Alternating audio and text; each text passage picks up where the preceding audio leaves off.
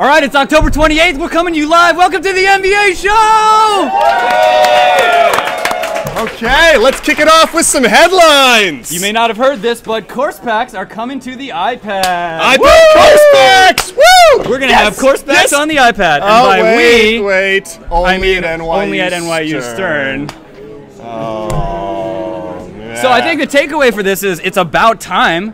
It's about time we had this. 2005 is calling, and they want their news story back. I was in textbooks in 1999, and I swore by 2005 there are two things that we would have. We would have flying cars, and we would have our textbooks electronically delivered. So what's triggered this now? Is this technology? Is it the iPad that made this possible? So finally, because students have wanted this for ages, finally publishers are being like, we have to do this. We finally have the technology in like the iPad, in the Kindle, those things are finally ready to go. Well, so if I'm a publisher, shouldn't I be worried about this? It sounds like a risk. If you're a publisher, you are terrified about this opportunity and about this chance. So why are they even doing it? No choice. No choice. Thank you, market forces. They have no choice now. The invisible hand on the iPad to finally deliver our course specs to us over the internet. And this isn't going away, right? I mean, is this a permanent thing? Or? So, I think our belief is that this is something students have always wanted, and what's interesting is this is not really a test of usability. So NYU Stern is doing a test, this is the first one we know about. So they're calling it a test. They're calling it a test, but this is the whole program is getting iPads. We've seen other schools experiment with this individually. So this is a massive commitment. This is a massive commitment, and I basically see there's no going back here. We know this is the direction, and basically the only test that I can imagine here is publishers seeing that they're still going to make money. And there is one technology that you mentioned to me earlier that is making this possible, and that will be our jargon for this week. Which is? The word is DRM. Tom, what's DRM? Well, DRM stands for Digital Rights Management, which is a technology that basically prevents you from being able to download songs on iTunes and then play them on your buddy's iPad or iPod. But that's not a business term. Well, so for the publishing industry of all kinds, like any content publishing right now, this is obviously super important. Music, movies, television. Right. Like, for them, their industry is being gutted because with electronic delivery, their terror is that anyone can get their show and then just pass it around to anyone else. But people hate DRM. Is DRM a solution or is it a problem? So DRM is the only way that publishers believe that they can be able to get their content out. What I think is interesting here is that for all businesses, as information becomes more important, you're going to see digital rights management being a part of all businesses out there. People are going to need to think about what data they own, what data they're giving away, and how they're going to keep control over it. So you're going to see digital rights management across any industry that deals with information, which is basically every industry. Everything, right? Okay, so that's why you're saying this is a business term. So it previously applied to like iTunes basically, but now any business with any data that's being shared is going to be subject to DRM of some kind. And congrats, if you're an MBA student planning not to deal with information, I don't know what industry you are planning to go into where there's no information being Actually, that's a great segue into our business school tip of the week. What's the tip of the week, Tom? So the tip of the week, it leads from information, and it is that your LinkedIn profile is now more important than your paper resume.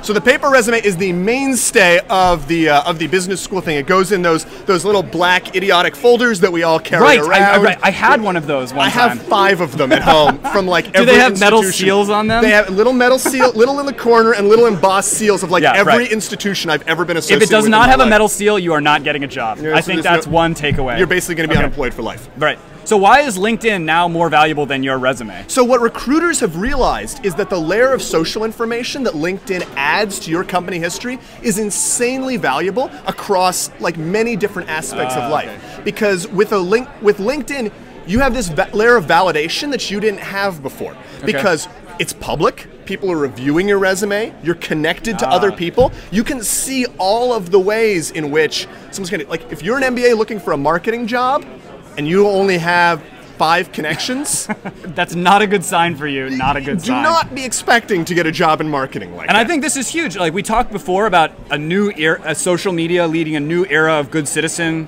etiquette, and I think this is another example of that because, for example, if on your paper resume it says, oh, those 10 people I managed at my last job, And then you put that on LinkedIn, and it turns out those 10 people, for some strange reason, don't exist in reality. Tom, I manage those 10 people. I just happen to manage them one at a time, sequentially over the course of 10 years. And was that the person you were managing? Was it standing on the other side of a table at Kinko's? I mean, I don't think that counts. They knew me, they saw me around, and you asked them for something, they did it. I think that counts. It was management. All right,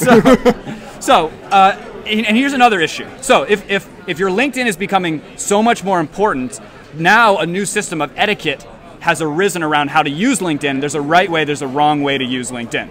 So what are some of our tips on the right way for all you students to use LinkedIn right now? Right. So tip number 1, complete your profile. You've probably seen this on LinkedIn if you've logged in, but they have a 100% progress bar. If you complete your profile, you come up higher in searches. Searches are some of the ways that people get jobs. For example, I've already gotten a couple cold job offers through LinkedIn, people that don't even know me, and it's because I search very high on LinkedIn, even for Tom Rose, which is... It's because he wears suits and ties. Number 2, write your profile from the reader's perspective. This is a good lesson for all resume writing. Yeah. But your profile on LinkedIn is designed for other people. What are they looking for? What qualities do they want in a job? And LinkedIn, this is tip number 3, LinkedIn your whole class. So your LinkedIn profile is only as powerful as the size of your network. So if there's people out there that you are connected with in real life, but they're not registered as such on your LinkedIn profile, then you're missing opportunities. My standard is anyone who I'd be willing to call for job advice 5 years from now or some question about a job, I will LinkedIn profile them. There's no one in my business school class who doesn't meet that criteria. If you haven't got I love you too, Miro. If you haven't got an invitation from me, my apologies, it's in the mail. All right, and number 4 is LinkedIn quickly and liberally. That's basically the same thing. Number 5, or go for it. And before meetings and interviews, look up your interviewer. Yes. If they're coming to your business school class, they know you. They know someone. They're connected to your class. Right. I bet you are connected to them. Find out those details. Instant small talk. Yes, and this is intelligence, which gives you a competitive advantage. Absolutely. And all you have to do is look it up. You can look it up on your mobile. Yep. So get that app, go out there and look up the information. I get a lot of invitations from the Facebooks. What about the Facebooks? So the Facebook, so this is another part of the etiquette. Facebook has a lot of photos, there's a lot of social. What most people do is they put social stuff up on there, and they're a little bit more tight with who they friend on there. So for example, on your LinkedIn, you want that to be your professional side of your business. So for example, you might put a lot of things on your Facebook, and let me ask you this. Would you be willing to hire this person? He looks, he looks adorable. I would hire this person. Wait, which are you referring to this person or this person? Because that's my lovely wife. That's a great and I would certainly hire her. I would hire this person. Maybe this is okay for a LinkedIn photo, but I would not hire this person playing beer pong in their garage alone.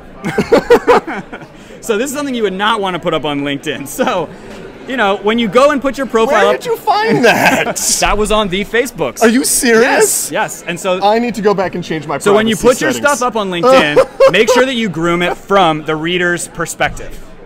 Right? Just like a resume, don't put a photo of you playing beer pong by yourself in your garage. Tom, what's on your radar this weekend? On my radar, that's why I'm dressed up. Actually, I'm going to the CEO reception this evening. It's an event in Cambridge that run by the MIT Entrepreneurship Center where they invite students and entrepreneurs and CEOs from all over the community. It's a go-to event for this semester. Excellent. Well, this week, I'm very excited. I'm heading down to Washington, D.C. I'm going to Jon Stewart's rally to restore sanity, or as Pat over at the MBA show office was a little confused, the rally to restore Santa. So I'm not sure what I'm going to find, but either way, I'm excited to go. And with that, I'm the real Tom Rose. I'm Miro Kaz. And you've been watching The MBA Show.